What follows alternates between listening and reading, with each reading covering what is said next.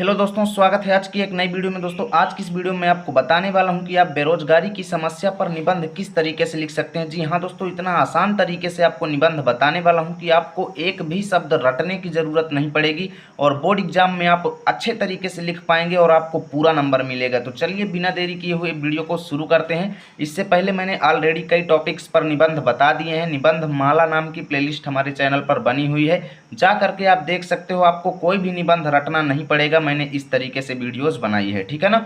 तो चलिए शुरू करते हैं आज की इस वीडियो को। आपको पूरा निबंध अच्छे तरीके से बताते हैं और देखिए इसी तरीके से बोर्ड एग्जाम में सेम आपको लिख करके आना है, कोई भी चेंजेस नहीं करना है। आपका पूरा अंक मिलेगा, एक भी नंबर नहीं कटेगा। देखो तो किसी भी टॉपिक पर हमें निबंध लिखना है बोर्ड एग्जाम में, ठीक है ना। सबसे पहले मेन बात सुनो, किसी भी टॉपिक पर आपको निबंध लिखना है तो इस तरीके से हाईलाइटेड एग्जाम में कॉपी पर लिख देंगे, ठीक है ना। नीचे अंडरलाइन कर देंगे। ध्यान दीजिएगा, एग्जाम में लाल पेन का उपयोग नहीं करना है। मैंने यहाँ पर लाल पेन का यूज किया है ताकि आपको अच्छे से सब कुछ सजावटी दिखे, ठीक है ना।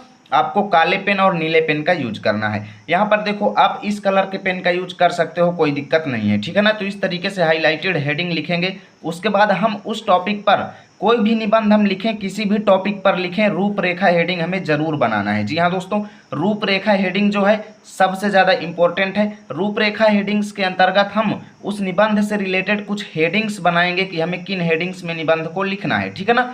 और इन हेडिंग्स में प्रस्तावना हेडिंग सबसे इंपॉर्टेंट है, यानी कि कोई भी टॉपिक पर निबंध लिखेंगे तो प्रस्तावना हेडिंग आपको जरूर लिखना है, ठीक है ना। पहली बात तो रूपरेखा हेडिंग रहेगी, उसके बाद यहाँ पर पहली हेडिंग प्रस्तावना जरूर रहेगी, ठीक है ना। उसके बाद आगे आने वाली हेडिंग्स को आप इससे रिलेटेड लिखेंगे और सबसे लास्ट हेडिंग जो रहेगी वो उपसंहार जरूर रहेगी, ठीक है ना। उपसंहार हमारी सबसे लास्ट हेडिंग रहेगी, ध्यान दीजिएगा। यानी कि पहला रूपरेखा, उसके बाद प्रस्तावना और बीच में हम उस टॉपिक से रिलेटेड हेडिंग्स लिखेंगे, अंतिम में हम उपसंहार हेडिंग डाल देंगे, ठीक है ना। तो जैसे यहाँ पर देखो हमने सबसे पहले रूपरेखा लिखा, फिर प्रस्तावना लिखा, उसके बाद बेरोजगारी का अर्थ हेडिंग हमने डाल दिया, ठीक है ना। बेरोजगारी किस कारण से होती है, बेरोजगारी का कारण हेडिंग हमने डाल दिया।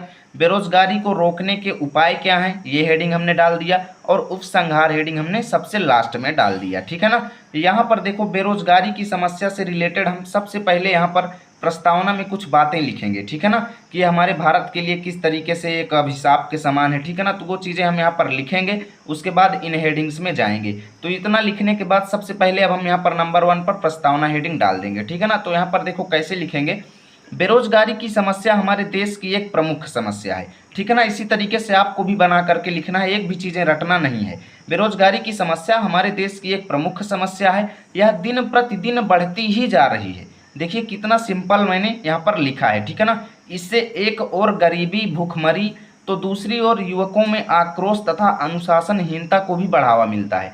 इसका मतलब ये है कि भैया बेरोजगारी की वजह से गरीबी भी आती है, भुखमरी भी आती है, तो दूसरी तरफ युवक लोगों में गुस्सा भी छाया हुआ है और उनका अनुशासन जो है वो भंग हो रहा है, ठीक है ना। क्योंकि होता क्या है कि जब बेरोजगारी आ जाती है तो भाई एक व्यक्ति जो है कम रेट पर काम करने लगता है ना।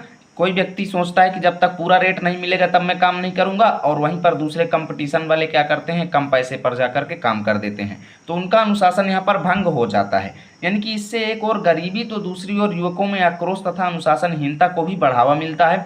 चोरी डकैती हिंसा एवं आत्महत्या आदि अनेक समस्याओं का मूल कारण बेरोजगारी है। अब देखो भाई, जब बेरोजगारी की समस्या आ जाती है तो युवक अपने घर का खर्च चलाने में मजबूर हो जाता है, ठीक है ना। तो होता क्या है, उसे कुछ भी करना पड़ता है भाई, घर का खर्च चलाने के लिए उसे चोरी भी करनी पड़ती है, डकैती भी करनी पड़ती है, हिंसा एवं आत्महत्या भी लोग कर लेते हैं, ठीक है ना। तो वही चीज़ यहाँ पर लिखना है कि अनेक समस्याओं का मूल कारण बेरोजगारी है। चाहे तो आप इसे और डिटेल में लिख सकते हैं, लेकिन एग्जाम में आपका टाइम सबसे इंपॉर्टेंट है, ठीक है ना। इसलिए मैं टाइम को देखते हुए बता रहा हूँ कि कैसे आपको एग्जाम में लिखना है। इतने में आपका जो है पूरा अंक मिलेगा, ठीक है ना। बेरोजगारी का अर्थ अगली हेडिंग हम डाल देंगे। जैसे यहाँ पर देखें तो हमारी नेक्स्ट हेडिंग है बेरोजगारी का अर्थ, तो यहाँ पर हम अगली हेडिंग डाल देंगे बेरोजगारी का अर्थ, ठीक है ना। यहाँ पर ध्यान दीजिएगा, काले पेन से डालिएगा। जब कोई योग्य तथा काम करने के लिए इच्छुक व्यक्ति, यानी कि बेरोजगारी है क्या, उसका अर्थ यहाँ पर बताएंगे। जब कोई योग्य तथा काम करने के लिए इच्छुक व्यक्ति प्रचलित मजदूरी पर काम करने के लिए तैयार हो, यानी जो रेट चल रहा है, जैसे हम लोगों के यहाँ मिस्त्रियों का रेट चलता है 600 रुपये पर डे का, तो उस हिसाब से जो है प्रचलित मजदूरी पर काम करने के लिए तैयार हो कोई योग्य मिस्त्री और उसे काम न मिले। कोई ऐसा ही व्यक्ति हो जो कम मतलब प्रचलित रेट पर तैयार हो पर उसे काम न मिले, तो ऐसी अवस्था क्या कहलाती है, बेरोजगारी कहलाती है। जैसे अब आप लोग युवक अवस्था में जा रहे हैं और आपको काम न मिले, चूंकि आप काम करने के योग्य हैं, तो वहाँ पर आपको बेरोजगार कहा जाएगा, ठीक है ना। बालक हो गए, जैसे यहाँ पर 11-12 साल के लड़के हो गए, ठीक है ना, वृद्ध हो गए, अक्षम हो गए यानी जो रोगी वगैरह हैं, एवं अपंग व्यक्तियों को बेरोजगारों की श्रेणी में नहीं रखा जा सकता, क्योंकि वो काम करने के योग्य नहीं है। यानी जो व्यक्ति काम करने के योग्य नहीं है उनको बेरोजगार नहीं कहा जाएगा। बेरोजगार वो होगा जो काम करने के योग्य है पर उसको काम नहीं मिलता, ठीक है ना। चलिए चलते हैं नेक्स्ट पेज पर। तो उसके बाद देखिए दोस्तों, यहाँ पर हमने अगली हेडिंग डाल दिया है बेरोजगारी का कारण। यानी रूपरेखा में हमने जितनी हेडिंग्स बनाई थी बारी बारी से उसी को लिखेंगे और उसके अंदर हम चीज़ों को व्यक्त करेंगे, ठीक है ना। तो बेरोजगारी का कारण हेडिंग है, देखिए इसके अंदर हम क्या क्या लिखेंगे। बेरोजगारी के कुछ प्रमुख कारण इस प्रकार हैं, ठीक है ना। जनसंख्या में तीव्र गति से वृद्धि हो गया, शिक्षा का अभाव हो गया, यानी इन चीज़ों की वजह से बेरोजगारी बढ़ती है। भाई जनता ज़्यादा तेजी से बढ़ रही है तो लोगों को उतना रोजगार कहाँ उपलब्ध हो पाएगा, ठीक है ना। शिक्षा का अभाव मतलब लोग पढ़े लिखे नहीं है भैया, कोई किसी के 10 बच्चे हैं, किसी के 12 बच्चे हैं, किसी के 15 बच्चे हैं, तो ये पुराने ज़माना के लोगों की वजह से सब हुआ है, ठीक है ना। तो वही चीज़ बता रहे हैं कि शिक्षा का अभाव हो गया, जनसंख्या में तीव्र गति से वृद्धि हो गया, वैज्ञानिक उपकरणों का अधिक मात्रा में उपयोग हो रहा है, ठीक है ना। अनेक प्रकार की मशीनों का निर्माण हो रहा है, यानी जैसे जेसीबी बनाई गई। भाई अगर जेसीबी नहीं बनती तो उस काम की जगह पर लोगों को यूज किया जाता। अब जैसे लोगों का काम वहाँ पर जेसीबी कर देती है तो लोग बेरोजगार हो जाते हैं, ठीक है ना। तो अनेक प्रकार की मशीनों का निर्माण, भारी संख्या में शरणार्थियों का आगमन, यानी दूसरे देशों से लोग हमारे देश में आकर के बस गए, ठीक है ना। मानसून की अनियमितता भी इसमें काफ़ी ज़्यादा काम निभाती है। श्रम की मांग एवं पूर्ति से असंतुलन जो है, एवं सरकारी नौकरियों में कमी, सरकारी नौकरियां बहुत कम मिल रही हैं, इस वजह से जो है पढ़े लिखे लोगों में काफ़ी ज़्यादा बेरोजगारी फैल रही है।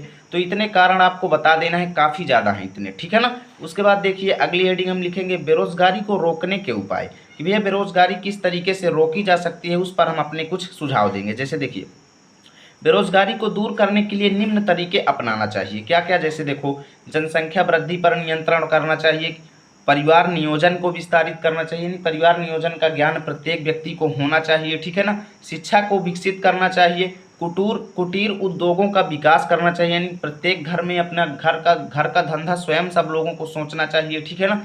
देश में व्यापक स्तर पर औद्योगिकरण शुरू करना चाहिए, यानी देश में अनेक उद्योग धंधे खोले जाने चाहिए, ठीक है ना। कृषि के विकास के साथ साथ पशुपालन तथा मुर्गी पालन को भी विकसित करना चाहिए। सड़कों का निर्माण हो गया, रेल परिवहन का विकास होगा तो इसमें लोगों को रोजगार मिलेगा, ठीक है ना।